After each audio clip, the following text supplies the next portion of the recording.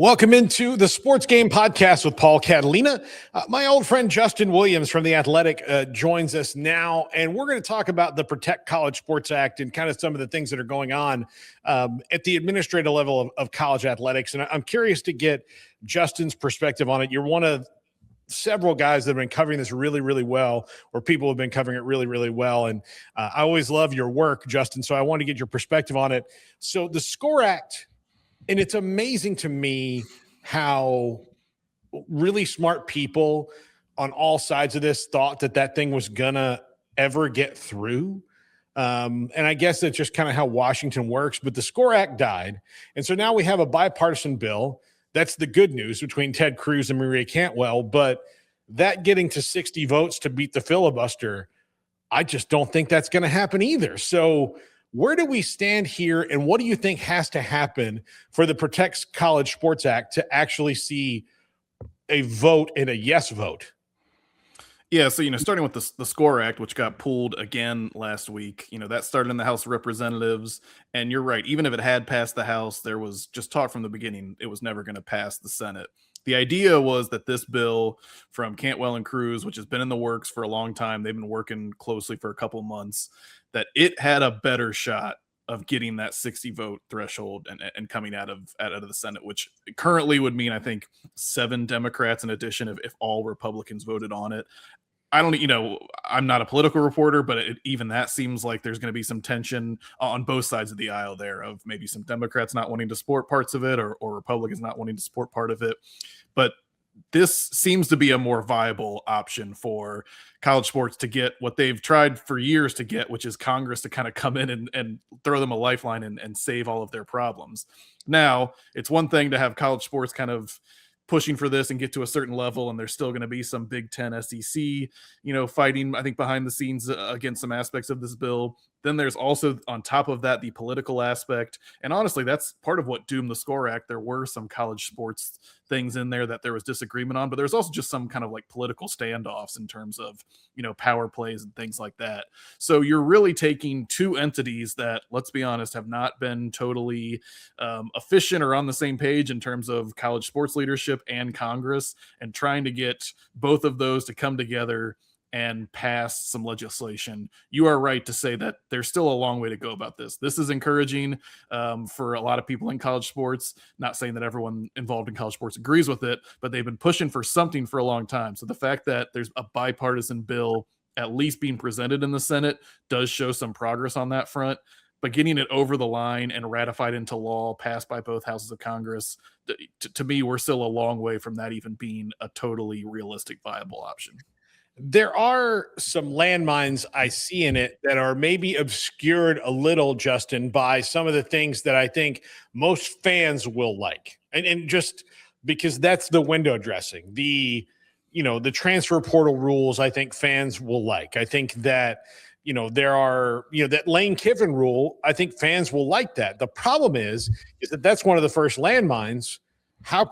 What other walk of life can the government tell you when you can leave your job for another job? It doesn't exist. It's not something that, unless you're in an actual government job where they can tell you, look, if you're leaving this government job to go to another part of the government, that's going to happen on this day. But outside of that, in the private sector, which these schools are kind of and kind of not, how can you restrict that? Because being the football coach is not a government job. And I would assume that coaches aren't going to like that either, unless something comes up with the calendar that makes it kind of a moot point. Yeah, and so this goes back to the whole antitrust argument, which has, been the big part of this from the very beginning. College sports needs antitrust exemptions to do these transfer rules, to do these NIL rules. And so, yeah, the Lane Kiffin rule is kind of tacked onto this as well. And there's going to be some antitrust conversations around that. I do wonder, most any legislation, whether it's related to sports or not, what gets introduced is then not always what comes out in the end if it does end up getting passed. So there's definitely going to be some horse trading negotiations. You wonder how many of these things is that Lane Kiffin rule, is that something that either gets adjusted or completely removed. There's a lot of talk, the past couple of days about the anti-expansion, freezing realignment, Super League stuff with the Big Ten and SEC. I think that's going to be another big point of contention. Obviously, the pooled media rights. So now I think starts the process of, all right, this is what they put out there. If it is going to have a chance to pass, there's going to be people on both sides pushing for, some things to get removed or kind of pared back. That Lane Kiffin rule, that's one that has already kind of had a lot of people, like you said, kind of asking, how can the government basically tell someone when they can and can't leave a job? But it all goes back to that antitrust argument, and it's going to be, is there enough push on one side or the other, against that rule, or, about maybe changing it in order to keep pushing the bill forward. So one of the other landmines, look, I understand that this bill is a little bit more open to athlete employment and doesn't, say that athletes aren't or are definitively. But there is one thing that they do in this that would certainly make you think that they are, because it would introduce a cap. Now, they were very careful not to say the words salary cap, but it's a salary cap in every single sense of the word. And my question to you, Justin, is a salary not something that an employee makes? Again, you're right that they were very careful to not use the word salary, to call it a compensation cap and things like that. I do think that's another part of this that's going to be really interesting, because this is where you get maybe some administrators, people that are leaders in college sports, they are actually in favor of the cap. Whereas if you're an athlete, especially in football or men's basketball, some of these revenue sports, you're kind of saying, all right, well, this may be actually something that is negative against us as athletes. And then you get into the whole collective bargaining topic. And so there are going to be, you mentioned like landmines, there's going to be things that, some people might say, hey, as coaches, we're against the Lane Kiffin rule aspect of this, but we're actually in favor of the, compensation cap or salary cap or whatever it is to bring some regulation. And on the other side, whether players have much of an impact on this or not, we'll see. But I'm sure they could kind of get behind the Lane Kiffin rule, whereas they're going to say, hey, maybe we don't necessarily want a compensation cap placed on us. This whole kind of like horse trading aspect of it will be very interesting. And again, most of what we're talking about is not the political side, not the Congress side. They're the ones that actually have to make these decisions and pass these rules. They're obviously going to get lobbied and get some input from people in college sports, but it's almost the people that are going to be impacted by this. How are they going to handle advocating or arguing against something that in the end politicians are going to be voting on? Yeah, and I would say that both of these bills have come out of committees that in no way, shape, or form had a group of athletes or a group of athletes representatives in them. They had pro sports people. They had businessmen, people from different parts of the government all in part of this. And some of those people don't even know, that's the part of this I think that a lot of the American public doesn't quite understand, is that a lot of times when Congress is asked to do this, and this is not a who's in charge or who's winning it, they just know what they know. They don't know some of the inner workings of this. So you'll hear these questions that sound like dumb questions, but I do think it's legitimately a lot of these people just don't know because they've never dealt with it before. So you have a committee hearing and you're like, so what's a bowl game? And then they're like, okay.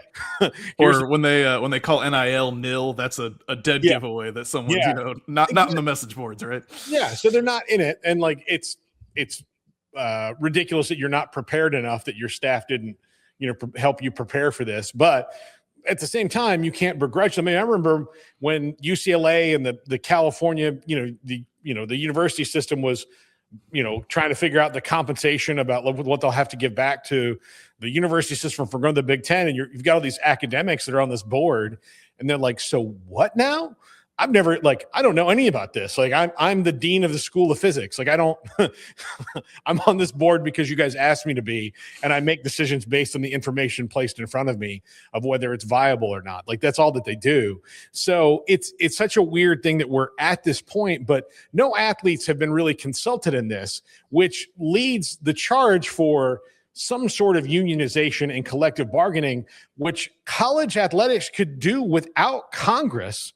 And then Congress can help them. My whole point on this, Justin, is I think they're doing this all backwards. I think they're not admitting what the problems are, or they want to kind of eliminate what they think the problems are before maybe solving them, as opposed to solving the problems on your own, then going to Congress and saying like, hey, we need you to pass this law that makes sure that no states can change rules and that we're collectively bargained. And this is why we have this antitrust exemption and all those things. They're not doing that. They're trying this all out of order. Yeah, I mean, go back to the beginning for why college sports leaders started pushing for help from Congress in the first place, because they were losing in court, right? They kept getting these lawsuits, and they were losing cases. Whether you go back to O'Bannon and Alston, and then obviously the House settlement last year, that was kind of the impetus for this big push. Was, hey, the courts have, whether caught up or they finally caught on to, all the money that is in college sports, and they're making us change a lot of these things. So let's go to Congress and say, basically bail us out, give us an antitrust exemption, give us some power to make some rules and enforce these laws. And over the course of the years of them pushing for this, like in their eyes, it's even gotten worse, right? They've lost more cases. They've had to make even bigger changes. And so at this point, it's almost kind of like, hey, either there's going to be this mass reckoning, resetting college sports, or here's our Hail Mary. Congress kind of gives us the power to actually start enforcing some of these laws. But you're totally right. With the SCORE Act, which we mentioned got pulled, there did start to be some organization among student athlete advocacy groups, athlete groups that were going out and saying, hey, we don't want this. This isn't right for us. The collective bargaining thing, it is such a challenge in college sports because you have transient rosters, right? Players come in for 3, 4, 5 years and they're gone. And so organizing that is really challenging. But this bill just got introduced. It hasn't even formally been introduced. It got announced yesterday. It just got put out yesterday. Everyone was kind of reading it and taking it at the same time. I think you will start to see a lot of these same athlete advocacy groups that were pushing against the SCORE Act, that might have been pushing against different aspects of the House settlement. They will probably start to come out and organize around this Cruz-Cantwell bill. Maybe there are some parts of it that they like, but there's probably going to be a lot of things that they disagree with. And so I do think you're going to start to see that movement from some of these athlete corners start to happen as this bill comes out and gets digested in the consciousness. Yeah, I think the presidents, when then the athletic directors, commissioner, like everybody, like on the way down, like the top of it from top down needs to admit, okay, let's start to find a way towards collectively bargaining this, because that's where we're going to be eventually forced to go. Because if they have a 2014 playoff all of a sudden, and there's even more money involved in this, and then they're trying to put a cap on something, the players have every right to be like, whoa. So like it's 20 million. Oh, it's a cap. Oh, now you're making more and we're not getting more. Okay. Well, we're making that money to make up for the money that we stole from you before that we don't have anymore. It's like all these things are kind of faulty arguments on one side, and the players just have not been organized. And I'm not saying that they're infallible or their argument is perfect, but it's just going to wind up back in the same place. And that's why I think they're doing this backwards. Like, just because collective bargaining is going to be hard and it's going to be something new doesn't mean that you shouldn't do it or that's impossible. And I feel like that's the excuse right now, is that like, oh, it's just going to be really hard. You know what else is hard? Going to court and constantly losing, spending millions of dollars to lobby Congress for bills that may never see the light of day. That's hard. Like, why you're spending money anyway? Why don't you spend it in a way that's going to end up being more effective over the long term? Well, and the money's obviously at the center of this. It always has been. But you're right. If you even look at why some of these schools feel like they're in trouble now, they keep talking about this financial burden, and the roster budgets are inflating, and all these issues. Well, if you took an economics professor or someone in finance and looked at these institutions are still bringing in hundreds of millions of dollars. Texas, Ohio State have $300 million budgets. There's kind of been this resistance to go back to the beginning, whereas before these organizations were all operating as nonprofits, they weren't paying their athletes. Now they're trying to just do that on top of all the other things they were doing, as opposed to maybe saying, we need to readjust this system and, kind of go back to the beginning. There's kind of been a hesitancy to do that. And again, I think this congressional lobbying is part of it. The line from The Dark Knight is that Batman isn't the hero we deserve, but he's the hero we need, or not the hero we need or the hero we deserve, whatever it is. I might have that wrong. Greg Sankey, for people who are against the 2014 playoff, and I haven't heard an argument enough for me to be on board with it yet, just because I don't think the game is to the point where it would be worth it. Now, maybe putting it in and then eventually the game kind of balances out to where you get to 24 teams. I'm very against the NCAA tournament expansion. I think that's going to water down the tournament so badly that they don't even know what they're doing and no one wants it. Is Greg Sankey the hero that people may not want but need, because he's at least slowing the roll now, not for the fans' gain, just for the SEC's gain, so that we can take more of a reasonable look at this and not just let the Big Ten dictate what's going to happen. Yeah, it's interesting. Greg Sankey is in a very interesting spot here where you probably have a lot of college sports fans that are not big fans of Greg Sankey, but now he's kind of like their last hope. I do think that'll be very interesting to see. We went from this long drawn out push to get to 12 with the alliance, remember all of that a couple years ago, and then it finally got to 12, and then it seemed like inevitable it was going to go to 16 last year. And now all of a sudden, the Big 12, the ACC, a lot of the group of 6 are on board with 24, and the SEC is kind of standing there as the last holdout. This is another, it's obviously separate from the congressional stuff, but this is another one where I think you're going to see, there are some that believe expanding the playoff is financially beneficial, the same way some believe that pulling media rights is financially beneficial. Yeah. If you're the SEC, you're in a pretty good financial spot. So is the Big Ten, admittedly, but the Fox partnership and ESPN having the playoff. I think all of this comes down to the SEC and the Big Ten. At some point, they're going to have to decide: do we do something that might not help or benefit us? Whether you want to say it's for the good of the whole, or some would argue not for the good of the whole with the playoff expansion. It's all going to come down to the Big Ten and SEC having so much power, and at some point having to say, nope, we're going to stick with what we're doing. Whether that's taking their ball and going home and doing on their own with governance and all that, or them kind of somehow finding a way to we're going to focus on just ourselves, a super league, whatever that looks like. But if college football is going to continue forward in kind of the similar structure of what we've had for the past, couple of decades, which obviously has changed a lot. But if it's going to look like that at all moving forward, it's going to take the SEC and the Big Ten giving up some ground in some way or another. And so far, they just haven't been willing to do that for the most part.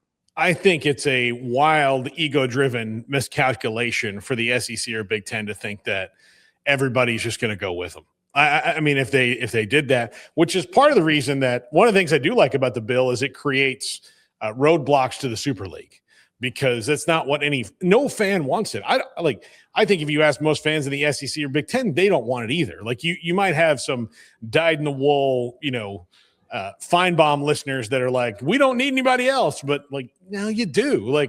Otherwise your product's just not going to be what it was. You think you can, but you can't. And I think that's where the SEC and the Big Ten have to understand that, yes, you have power. You're always going to have some more money, but you have to take a step back, because the survival of this is not just you two. It's everybody. You can't just leave them behind and expect it's going to work out for you. And that's why it's, all of this, there's strange bedfellows, right? You have Cruz and Cantwell in Congress working together on a bill. You have the SEC and the Big Ten probably being together and against some aspects of that Senate bill, while at the same time, the SEC and the Big Ten are at odds with each other over playoff expansion. The dynamics there are really interesting, and I think that's only going to continue to kind of be part of this whole saga drama moving forward. Yeah. The SEC also released a statement maybe 20 minutes before we hopped on here about how they don't support pooling media rights. No, we're going to move forward. Greg Sankey said that he felt the ESPN contract was undervalued, which is what you say as you're about to enter into negotiations. So none of that's all that surprising. But we'll see. I mean, I think the other ones are, if the bill passes, the other ones are going to pull their media rights. They don't need the SEC and Big Ten to do it, because that might be the only way that they can pull them to the table. Because if they do that, then maybe the company is going to say hey, you guys have to go. If we're going to pool media rights, then you guys are going to do it too. You can't. The interesting thing on the media rights too, I believe it's 75% of FBS would have to agree. However, if the SEC and the Big Ten and Notre Dame do not agree, that at least if my math is correct, that is just under 75%. So it almost puts Notre Dame in there as a kind of a swing boat. And I don't think they've necessarily been on board, at least in the past, with pulling media rights. Then you get into would a Big Ten or SEC school ever dream of breaking rank and, disagreeing with the conference? Probably not. But again, there's just like, it's, college sports has always kind of been like a soap opera dramedy. And I feel like just introducing a congressional Senate bill is only adding to that. Okay, this is the last thing. I'm very curious in your opinion of this. The last thing I want to talk about, and this really has nothing to do outside of the larger issues of scheduling and the calendar in college football. But I personally believe that the most tone-deaf athletic director in the country is Hunter Yurachek. He was one of the ones that came out and was like complaining about like, this is what happens when you give players money. Like, buddy, the ship has sailed. You can't complain about it anymore. Like, let's not do this. But he's very mad about the Utah-Georgia turnaround, which is 6 days. I, for one, just as a fan of college football, am tired of hearing people complain about their schedules and their travel. Like, you guys agreed to this. Part of it, I think, is he just knows that that's probably a 2-game hit for them. No matter, like, they could play that, like, they could have a buy-in between those 2 games. They're probably still going to lose them both because they're not as good as Utah or as Georgia, at least right now on paper. I don't know what Ryan Silverfield's first year is going to look like, but 6 days and all that other stuff and late kickoff times, there are 3 other conferences that do not care about that problem that you have to do once, that they'll all have to do 3 to 4 times during the year. Yeah, I mean, this is the classic Don Draper meme. Like, that's what the money's for, right? You're in the SEC. You get the checks for playing, in the SEC. Okay, no one's going to feel sorry for you that you have to play late on a Saturday and then early on another Saturday. And it's still a Saturday to Saturday schedule. It's not even like a Saturday to Friday or anything like that. So I understand, you got to advocate for your school and, and he's the AD of Arkansas, and that's what he feels. But I don't see, outside of maybe Razorback fans, I don't see those comments getting much sympathy. No, it's just it was a funny thing for me to read, because when I was reading it, I was like, oh, they must, like, well, there's not Thursday night SEC games, right? There's not Friday night SEC games. Like, are they playing something? Like, did they agree to something different? Like, I thought Utah, like, maybe I had it reversed in my head as I was reading it. Oh, it's like Utah is like they're playing Georgia and then they're playing Utah on Thursday and they're mad about that turnaround. And as I read it, I was like, my first thing was like, so? So they're a little tight. Like, so? I mean, ask Mick Cronin. Just ask Mick Cronin. I don't mean to advocate for Mick Cronin because he's a crabby guy. He doesn't need my help. But ask Mick Cronin about that, who has to play on a Tuesday at Maryland and back home on a Saturday. Like, tell him that. He's not going to have any sympathy for you. Justin, love your work. Thanks for hopping on. Really appreciate it. Good stuff. This is nowhere close to being solved either. Like, this is correct. And especially now that you've written stories about it, it's your beat. So congratulations. I never got into this to be a political reporter or a legal reporter, and it's amazing how many times I find myself in those positions now. So yeah, I think you and Ross Dellinger, Amanda Kristovich, like, you guys could all like get together and form some sort of support group of, can we just go cover games again? I said, always always have the fall hanging out there, right? Yeah, like, we got to get through this stuff, but at least we know, no matter what, good or bad, we're going to have games eventually. So I will give the leaders of college athletics this, Justin. At least they have, and it's just scheduling, but at least they have the decency to not do this during the season. It's true. Because, it's probably why they're doing it, right? Like, they don't, during the season you have that distraction. Now they got too much time on their hands. Yeah, exactly. Justin Williams, The Athletic, here with us on the Sports Game Podcast with Paul Catalina. Please like and subscribe to the brand new 365 Sports Extras.